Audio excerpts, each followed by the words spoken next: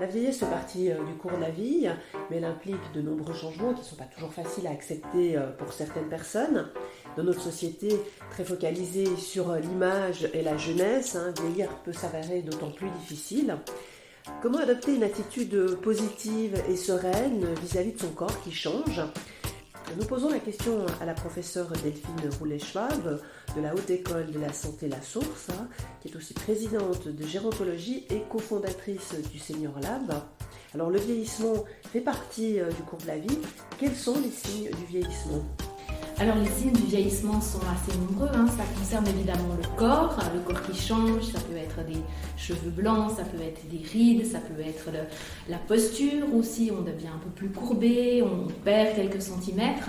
C'est aussi des changements au niveau social avec certaines étapes de vie comme la retraite qui symboliquement symbolise le passage un peu dans la vieillesse, en tout cas dans nos sociétés, et sur le plan psychologique, différentes étapes, parfois des deuils à vivre, qui font partie de ce processus. On sait par exemple que c'est normal que la mémoire de travail, la mémoire à court terme, change un petit peu avec le temps, mais c'est clair que des grosses difficultés de mémoire, par exemple, ça ne fait pas partie d'un vieillissement qu'on appelle normal. Alors ces changements physiques et cognitifs surviennent vers quel âge ? C'est un petit peu difficile à dire parce que c'est très différent d'une personne à l'autre. On sait que le vieillissement a quelque chose de très individuel. Sous l'influence des parcours de vie, chacun vieillit un peu différemment.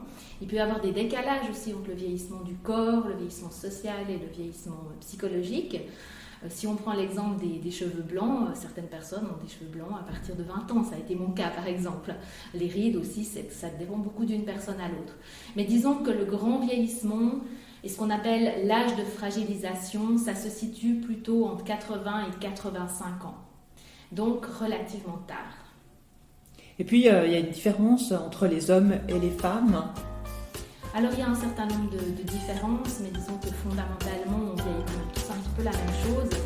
Les différences, elles sont plutôt liées à la profession que la personne a exercée. C'est clair qu'un homme qui a été manœuvre sur un chantier toute sa vie sera plus usé au niveau du corps qu'une femme qui, par exemple, aurait été dans un bureau. Donc oui, il y a des différences qui sont liées aussi aux hormones, bien sûr, avec la ménopause chez les femmes qui induit un certain nombre de changements au niveau physique, mais fondamentalement, on vieillit quand même tous plus ou moins de la même manière. Alors, est-ce vrai ou est-ce un mythe que les femmes ont plus de peine à accepter de vieillir physiquement ? Ça me paraît assez difficile de généraliser. Ce qu'on voit en tout cas, c'est qu'à tout âge, la pression de la société est plus forte sur les femmes, en tout cas en ce qui concerne l'apparence physique, et que évidemment ça continue à un âge plus avancé, mais il y a aussi des hommes qui sont très soucieux de se voir vieillir, qui l'acceptent très très mal. Donc je pense qu'il y a un aspect social très présent, mais ensuite des différences individuelles en fonction de son rapport à son corps, de son histoire de vie, qui interviennent aussi dans ce processus. Accepter ces rides et les signes de l'âge, c'est loin d'être évident pour tout le monde. Alors comment faire le pas et accepter de se voir vieillir ? Je pense que ce n'est pas à 65 ans qu'il faut commencer à se préoccuper de ça. Moi, je le vois plutôt comme un processus, c'est-à-dire d'acceptation de soi, qui passe déjà par accepter son corps qui change, déjà au moment de l'adolescence, quand on passe de l'enfance à l'adolescence. Pour les femmes, suite aux grossesses, notre corps va aussi changer.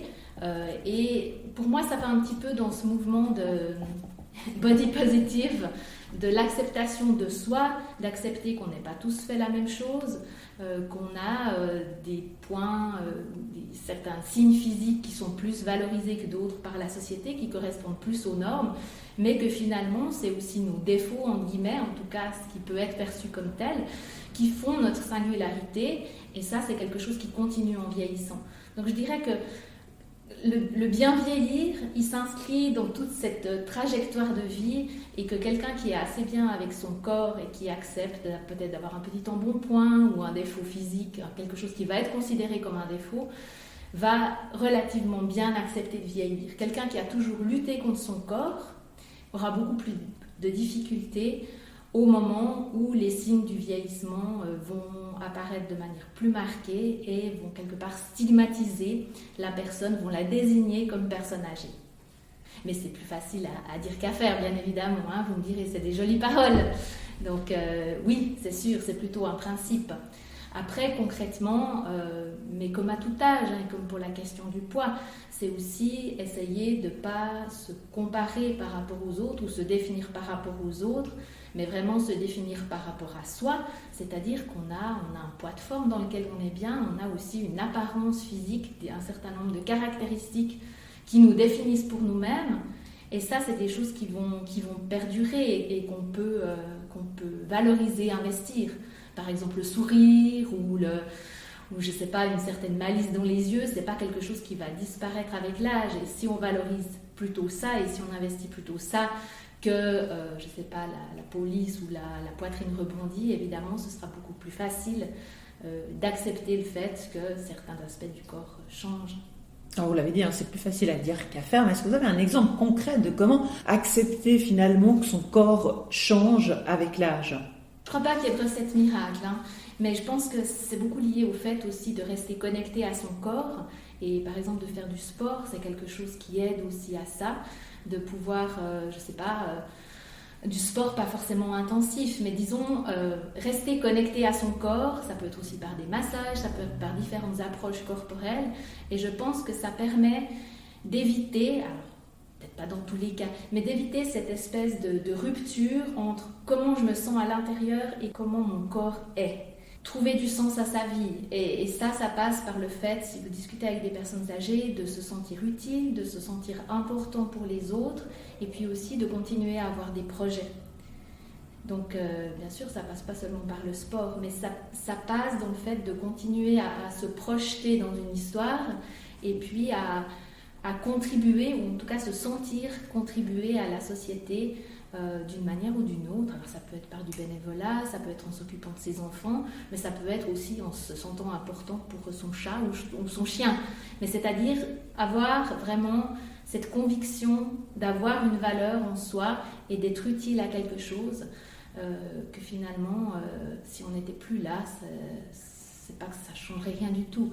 Et ça, je pense que c'est vraiment ce qui fait qu'on arrive à se projeter dans ce processus de vieillissement d'une manière sereine. Alors si on y a les marques du temps, à vouloir les camoufler, hein, quel est le risque en termes de santé mentale ? Je pense qu'il n'y a pas forcément un risque dans tous les cas. Il y a des gens qui font ça et qui se sentent très bien, mais le risque qu'on peut voir, c'est vraiment une déconnexion entre comment la personne se sent à l'intérieur et l'image qu'elle projette à l'extérieur, avec finalement une situation où la personne va toujours être en combat contre son corps, dans une situation de recherche de contrôle, et c'est extrêmement usant aussi d'un point de vue psychologique, et le jour où ce n'est plus possible, c'est extrêmement confrontant, et ça peut vraiment être un chamboulement très important pour la personne, c'est-à-dire un sentiment d'échec et vraiment un peu d'effondrement très important. Et puis là, donc la personne, elle va peut-être vieillir beaucoup plus vite.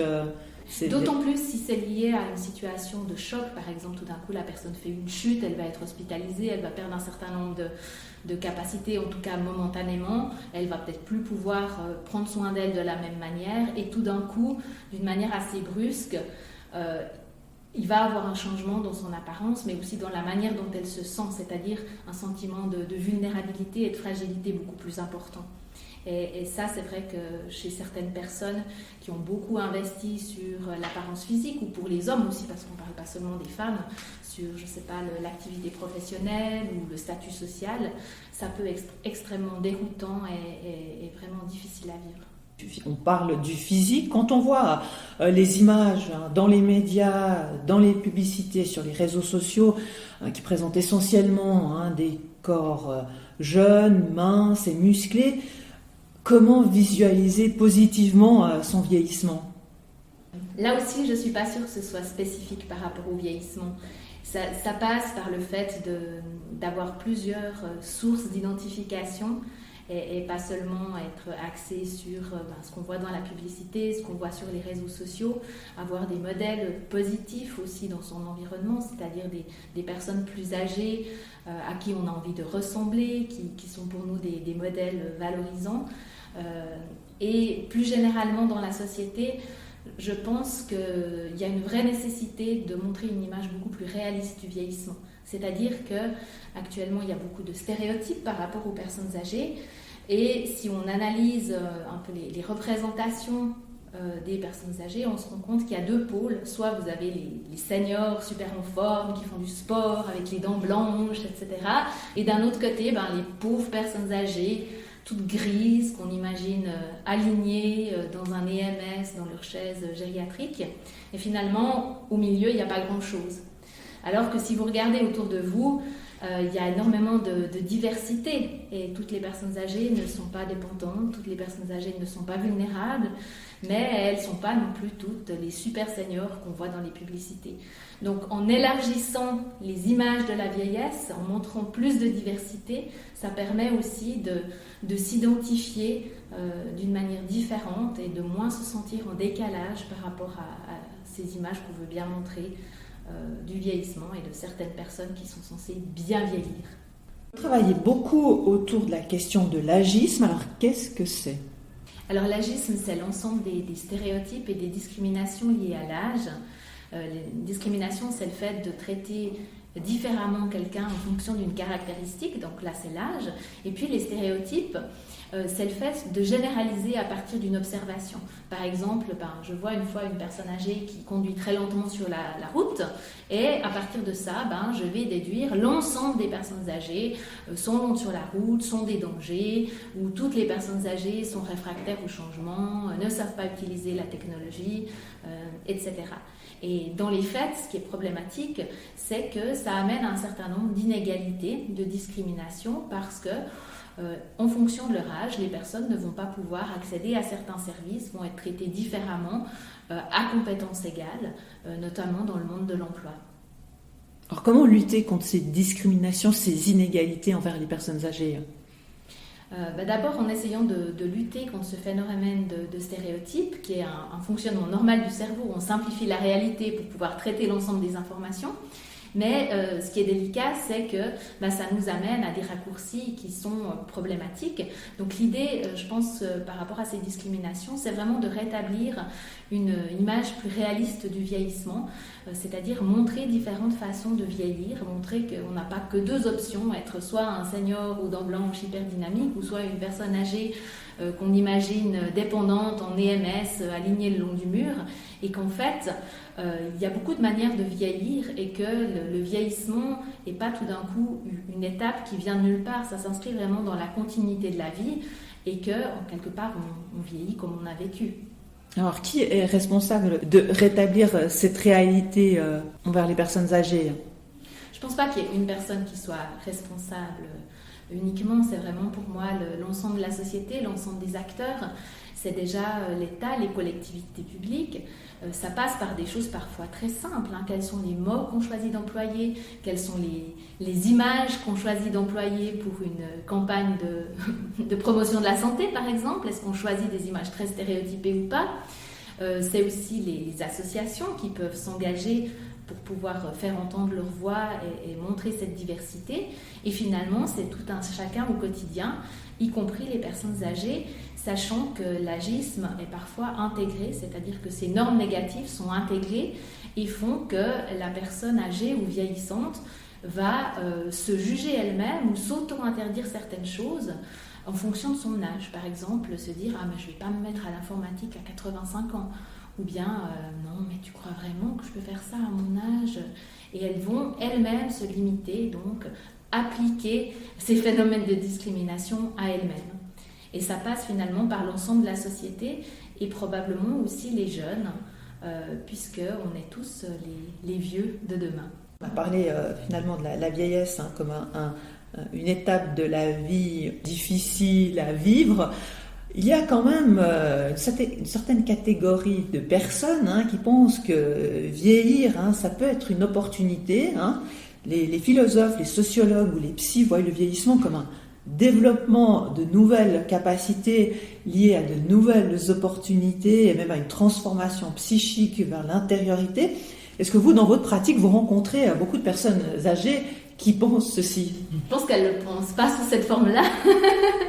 Mais ce que je vois et ce qu'un certain nombre de personnes âgées me disent, c'est qu'elles se sentent plus libres, c'est-à-dire moins attachées aux conventions sociales, moins liées aussi par certaines contraintes par rapport à la vie de famille ou par rapport au travail, et ce sentiment un peu d'être libérée de quelque chose, d'avoir moins peur du qu'en dira-t-on, ou de pouvoir essayer des choses. Je trouve que c'est plutôt une perspective intéressante et réjouissante.